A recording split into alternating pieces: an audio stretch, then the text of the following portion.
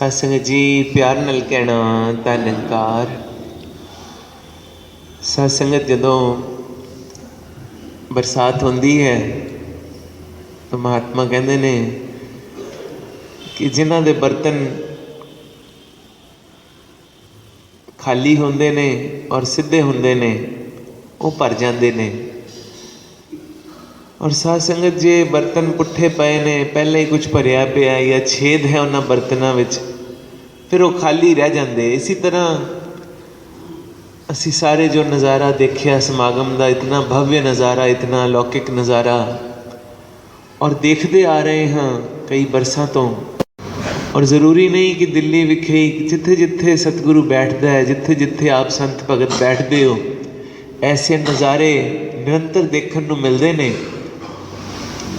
तो हुणे ही भाव हृदय विच बनता है कि बाबा जी बरसात तो बहुत हो रही है, कृपा रहमत तो बहुत बरस रही है, चारों पासों सुनते हाँ, कितने सुंदर सुंदर भाव महात्मा रखते हैं। हर कोई अपने जीवन के अनुभव की गल करता है, और दृष्टांत अलग अलग हो सकते हैं, कहने का ढंग अलग अलग हो सकता है, क्योंकि महात्मा कहते हैं कि भक्ति कोई जीटी रोड नहीं है, कोई हाईवे नहीं है कि इस रोड पे चले जाओ आगे परमात्मा खड़ा होगा मिल जाएगा।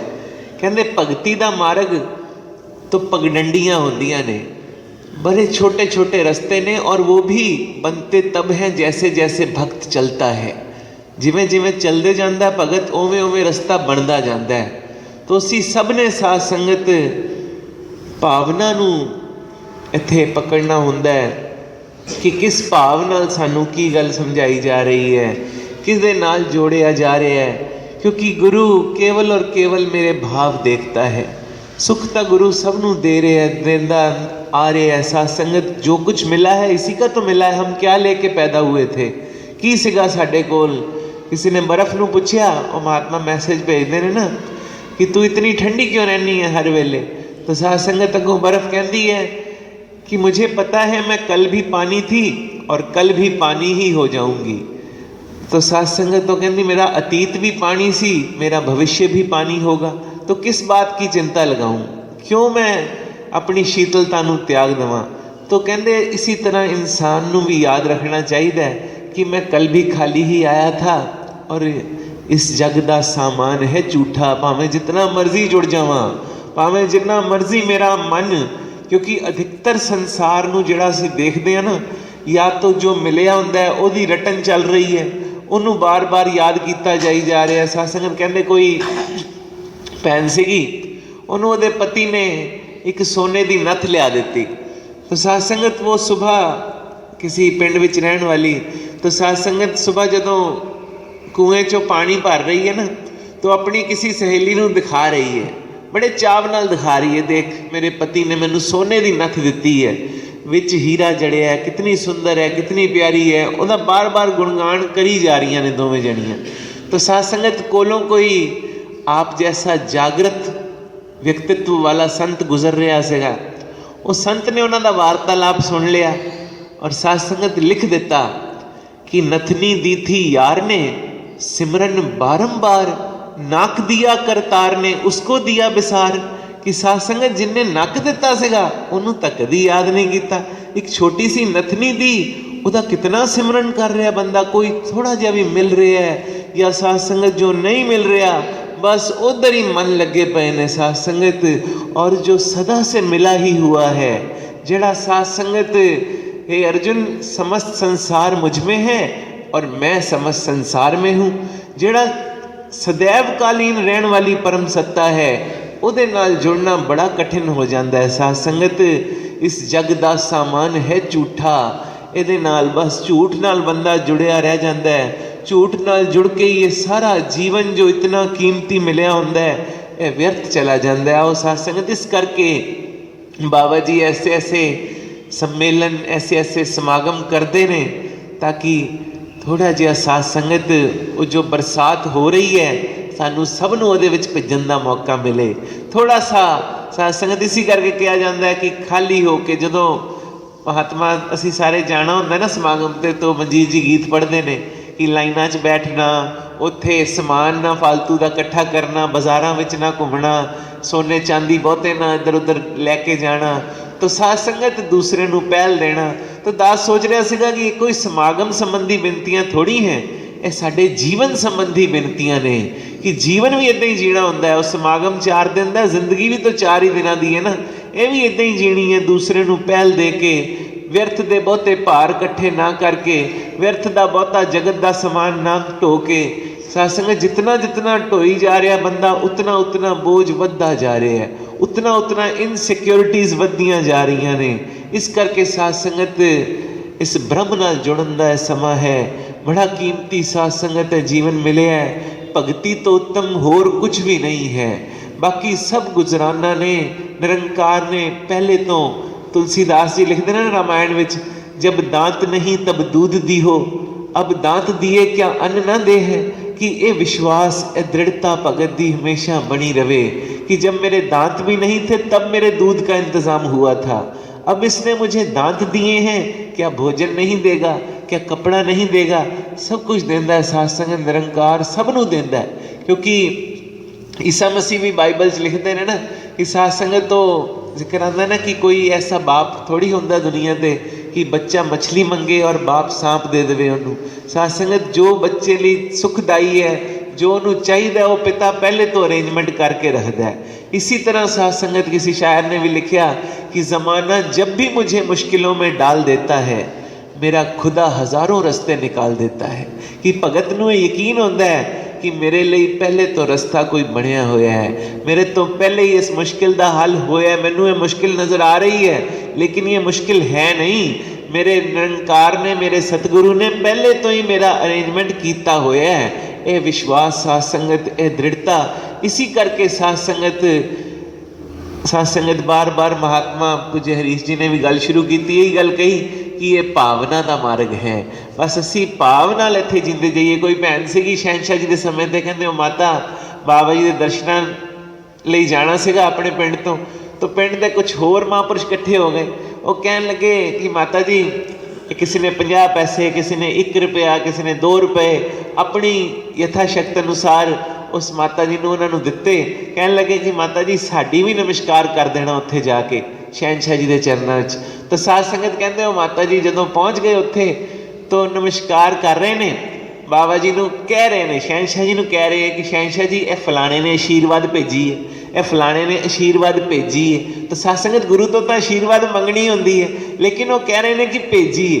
तो साध संगत बड़े प्यार नाल अपने भाव नाल कह रहे हैं। तो साध संगत एक महापुरुष कोल खड़ा रोकन लगता है कि भैन जी तुसीं की कह रहे हो कि शहनशाह तो आशीर्वाद लैनी है, लेकिन शहनशाह जी रोक देंदे ने, कहते मैनू उन्हां दे भाव समझ आ रहे हैं, शब्द नहीं मैं देख रहा, मैं भाव देख रहा हूँ। भाव यही ने कि वो सब लिए आशीर्वाद मंग रहे हैं। आओ साध संगत इस करके इत्थे असी केवल और केवल अपने भाव शुद्ध रखिया करिए। माया नदी ये डूंगी डुबणों बचाई साइयां, माया बड़ी प्रबल है। बड़े साध संगत पता नहीं कदों हुणे गीत कितना प्यारा दास था, बचपन तो पूज्य सविंदर भैन जी का गीत सुनना आंदा है और बड़ा प्यारा लगता है कि साध संगत। और बड़ी एक कठिन पंक्ति ये है कि मैं तेरा तेरा हाँ ये कहना सौखा है, पर तेरा बन के रहना बहुत औखा है। क्योंकि साध संगत इतनी प्रबल है ये माया कि कदों बंदा डोल जाता है, कदों कितना ही समा व्यर्थ दियां गल्लां विच गुजर जाता है, जीवन का पता ही नहीं चलता। जब होश आती है तो बहुत देर हो गई होती है। इसी करके कदम कदम ते इहदा ध्यान जरूरी है, निरंकार नाल जुड़ना बहुत ज़्यादा ज़रूरी है। इहदा सिमरन अगर जीवन विच नहीं है तो बहुत बड़ी कमी है। साध संगत बैठ के थोड़ी देर जरूर इहदा ध्यान भगत करते हैं। कहते जदों महाभारत का युद्ध चल रहा सीगा ना, अर्जुन और करण आपस च लड़ रहे हैं और बड़ी उन्हां विच कंपीटीशन सीगा उस समय ते कि कौन सर्वश्रेष्ठ धनुर्धर है। और बड़े मौके मिले आपस विच आमने सामने होने दे, पर कभी सही तरीके युद्ध हो ना पाया। महाभारत के युद्ध विच दोनों को मौका मिलया। हुण सानू सब नूं पता कि भगवान श्री कृष्ण स्वयं अर्जुन का रथ चलाते थे महाभारत के युद्ध विच। तो साध संगत कहते जदों करण तीर चलाता सी ना, अर्जुन के रथ नूं लगदा सीगा तो अर्जुन का रथ थोड़ा जिहा हिल जाता सी, और जदों अर्जुन तीर चलाता सी करण ते तो करण दा रथ कई फुट पीछे जाके साध संगत कई दूरी तक चला जाता सी। 3-4 बार ऐसा हुआ कि जदों करण तीर चलावे तो हल्का जिहा रथ हिले, अर्जुन चलावे तो करण दा रथ बहुत पिछे जावे। लेकिन जदों करण दा तीर चलदा सी ना, कृष्ण भगवान बड़े खुश होंदे सी, बड़ी तारीफ करते सी करण दी, वाह बई वाह करण, तेरे वर्गा योद्धा होना नहीं, वाह बई वाह, बड़े उहदी बड़ी तारीफां दे पुल बन देने। हुण अर्जुन देख रहा है, अर्जुन सोचता है कि यार मैं तीर चलाना तो वह रथ वो परे जाके डिगदा है, और जो वह चलाता है मेरा रथ थोड़ा जिहा हिलदा है, फिर भी भगवान कृष्ण उसकी तारीफ कर देंगे ने, मेरी तारीफ तो करते नहीं। तो साध संगत तो वह पुछ लैंदा भगवान नूं कि भगवान ये क्या लीला है, तुसीं मेरी तो प्रशंसा कर नहीं रहे, मेरे तीर कितने बलवान ने, कितना वह रथ हिला देंगे ने, और वह माड़ा जिहा साडा पहिया हल्का जिहा हिलदा है, तुसीं तारीफां दे पुल बन देंदे हो, तेरे वर्गा योद्धा कोई नहीं, तेरे वर्गा बलवान कोई नहीं, ऐसा क्यों है। तो साध संगत अगों भगवान कृष्ण कहंदे ने, कहंदे अर्जुन तेरे रथ पे मैं बैठा हूँ, पूरी त्रिलोकी का पार बैठा है तेरे रथ पे, फिर भी वो तीर इनू हिला देंगे ने। सोच अगर मैं ना बैठा हूँ या मैं ना मौजूद हूँ, फिर तेरा रथ कित्थे जाके गिरे, की हालत होवे तेरी। तो इसी करके महात्मा कहते ने इस संसार विच भी माया दे तीर चल रहे ने निरंतर।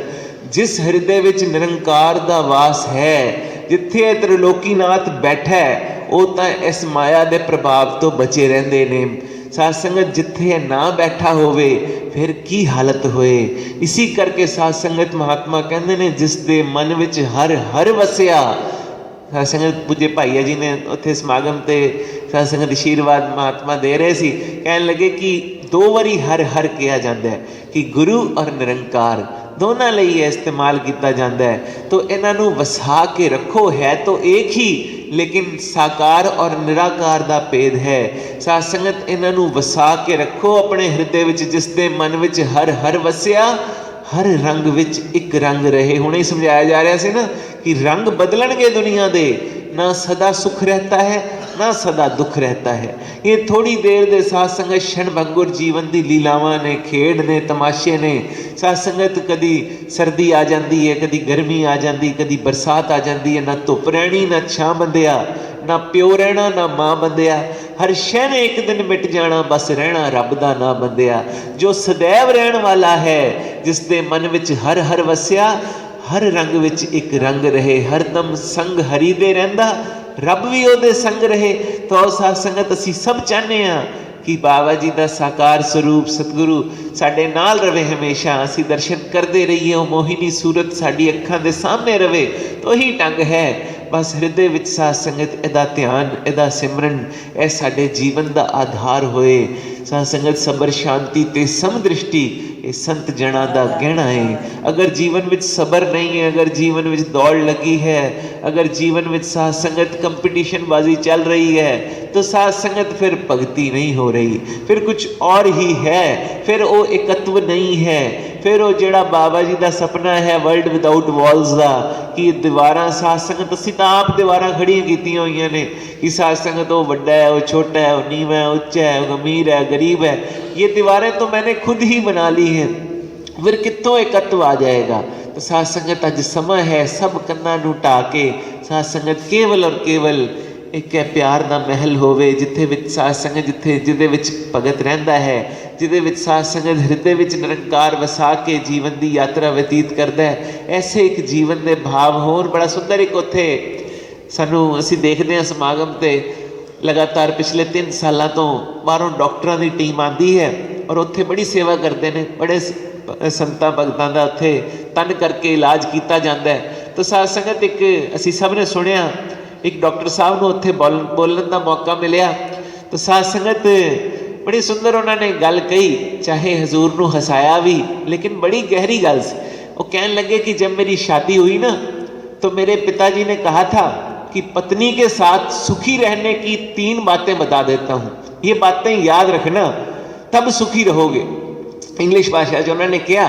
तो साध संगत कहने लगे कि मेरिया 3 गल्लां याद रखी अगर सुखी रहना जिंदगी। तो ये ने कि you are right, I am wrong, I am sorry, कि तू ठीक है मैं गलत हाँ, मैनू माफ़ कर दे। साध संगत वो कहते 3 गल्लां याद रखेगा ना तो सारी उम्र सुखी रहेगा। तो साध संगत कहने लगे कि भक्ति में भी तो यही बातें होती हैं, यही 3 गल्लां याद रखनियां होंदियां कि भगत गुरु नूं कहंदा है कि तू ठीक है, तू जो कर रहे हैं ठीक है, मैं गलत हाँ, मैं पल पल ते गलती करदा हाँ, कदम कदम ते डोलदा हाँ, मैनू पता ही नहीं किद्दां अरदास भी करनी है, किद्दां तेरा ध्यान भी करना है, मैनू कुछ नहीं पता, मैं पल पल भुल्लनहार। साध संगत वो कहते ना, एक छोटा सा बच्चा चर्च में जाता है, वहाँ पे माँ कहती है कि प्रेयर करना, तो साध संगत वो प्रेयर की करता है, असीं सुनते हैं संगत कई बारी वो ABCD जो उन्हें रटी होंदी है वो पढ़ के आ जाता है। तो साध संगत बाहर आके माँ बाप पुछते हैं कि बेटा यार तू की प्रेयर की, तैन तो क्या सी कुछ मंग लई, कुछ अरदास करी परमात्मा के अगे, गॉड के अगे, तो तू ABCD पढ़ के आ गया। तो साध संगत वो बच्चा कहता माँ मैनू पता ही नहीं परमात्मा तो की मंगिया जाता है, किहड़ी प्रेयर इनू मेरी पसंद आनी है, किहड़ी गल इनू मेरी पसंद आनी, इसी करके मैंने ABCD सारी पढ़ दी और कह दिया कि हे परमात्मा इनमें से जो शब्द तुझे अच्छे लगते हैं वो तू अपने आप ही जोड़ लेना, मैनू समझ ही नहीं मैं की मंगा, तेनू जो पा रहे है वो मेरी प्रेयर है। तो साध संगत भगत हमेशा अपने आप नू कभी भी साध संगत गिनवांदा नहीं है, गवांदा है। ਜਿਹੜੇ ਸੰਤਾਂ ਭਗਤਾਂ ने साध संगत अज असीं जिक्र सुनते हैं भीलनियां दा, वो केवट दा, सुदामा दा, ये जितने भगत होए साध संगत इन्होंने कहीं खुद को गिनवाया थोड़ी, कभी किया थोड़ी भीलनी ने राम नू कि मैं इतने साल तुहाडी झाड़ू मारे ने सड़कों ते तुहाडी इंतजार विच, मैंने इतने बरस फूल बिछाए थे, कभी नहीं गिनवाया खुद नू, बस साध संगत गवाया। जिथे राम आए और साध संगत ईसा मसीह कहा करते थे कि जो मेरे पास आकर खो जाएंगे वो बच जाएंगे और जो बचा लेंगे अपने आप को वो खो जाएंगे। साध संगत इत्थे आके पूर्णतः खोना होंदा है, अपनी तिल मात्र भी अकल सियाणप अगर बाकी रह जाती है, अगर असी तर्क वितर्क च पए हाँ, अगर असी हजे साध संगत एक दूसरे नूं देखण च पए हाँ, तो साध संगत फिर वो गल बनती नहीं है। साध संगत इत्थे तां अपने आप नूं देखिए, ये सत्संग साडा शीशा है, तक तक के संवरदे जाना है, अपने आप नूं होर निखारना है, अपने आप नूं होर संवारना है। जितना जितना भगत साध संगत अपने आप नूं होर शिंगारदा है, साध संगत फिर वो कदी मीरा का जिक्र आंदा है, कदी राधा का जिक्र आंदा है। क्यों भगवान ने इतना प्यार किया? क्योंकि साध संगत होर कोई लगन ही नहीं सी, लगन ही केवल अपने गिरधर के साथ जुड़ने की थी। इसी तरह साध संगत सानू भी भावें संसार विच रह रहे हैं, जिम्मेवारियां भी अदा करनियां ने, सब कुछ हो जाता है साध संगत इहदी कृपा नाल, लेकिन साध संगत एक लक्ष्य याद रहे। महात्मा कहते हैं 2 बातों को भूल मत, जो चाहे कल्याण, नारायण एक मौत को, दूजे श्री भगवान। याद रहे कि यह टेंपरेरी घर है, यह सराय है जगत, इत्थे थोड़ी देर दी रह के जिवें होटल च किते जाके रुकते हैं 2-4 दिन लई, असी कोई चिंता थोड़ी लगाने यार यह होटल की दीवार का हुण रंग कराना है, यह होटल का हुण फर्नीचर बदलना है, हमें कोई चिंता नहीं होती। असी सोचते हैं कि चल यार 2 दिन रहना है, किराया दे के फिर चलांगे अपने घर नूं वापस। इसी तरह साध संगत कितनियां कसी जगत दियां चिंतावां लगावांगे, जितने कम हो गए बड़ा शुक्र है, अगर कुछ नहीं भी हुए तो भी तेरा शुक्र है। थोड़ी देर दी तो सराह है, थोड़ी देर दी तो यात्रा है, कितनी एक लंबा बोझ चक लेगा इंसान। तो साध संगत असी केवल और केवल इत्थों आनंद इकट्ठा करना है, इत्थों वो समान इकट्ठा करना है जो मेरे नाल जाता है। संगत ते भी आते हैं वो बातें जो हमें जोड़ती हैं निरंकार के साथ, जिहड़ी ब्रह्म दे नाल जोड़ रहे ने जिहड़े लोग साध संगत, उन्हां दा बाबा जी कहते अनुसरण अनुकरण करिया करिए। कहते शेख सादी सुबह सुबह उठ के नमाज पढ़ते थे, तो साध संगत ध्यान च आया कि अपने बेटे को भी उठाया करिए, वो भी सुबह उठ के नमाज पढ़िया करे। तो कहते उन्होंने उठाना शुरू किया, 2-4-5 दिन बेटा भी उठिया, सुबह सुबह का टाइम होंदा सी 4-5 बजे का, नमाज पढ़ रहा पिता के नाल। थोड़े दिनों बाद अपने पिता नूं कहंदा कि पिता जी असी लोग किन्ने चंगे हैं ना, सवेरे सवेरे उठ के नमाज पढ़ते हैं, बाकी पूरा पिंड देखो कितने काफिर लोग ने, सब सुते पे ने, कोई उठता ही नहीं, कोई खुदा नूं याद ही नहीं करता। तो साध संगत अगों शेख सादी कहते ने अपने बेटे नूं, कहते बेटा अगर सुबह उठ के तू भी लोगों की निंदा ही करनी सी ना, तो ऐसी नमाज नालों तू भी सुता ही चंगा सी। ऐसी नमाज भी पढ़ने की लोड़ नहीं जिसमें निंदा की जा रही किसी की, जिदे अपनी कुछ करने का अहम इकट्ठा किया जा रहा है। तो साध संगत ए मार्ग केवल कुछ भी साध संगत व्यर्थ कंकड़ पत्थर इकट्ठा करने का नहीं है, व्यर्थ साध संगत पार नहीं। साध संगत इत्थे तो केवल और केवल गुरु की बख्शिश का मार्ग है।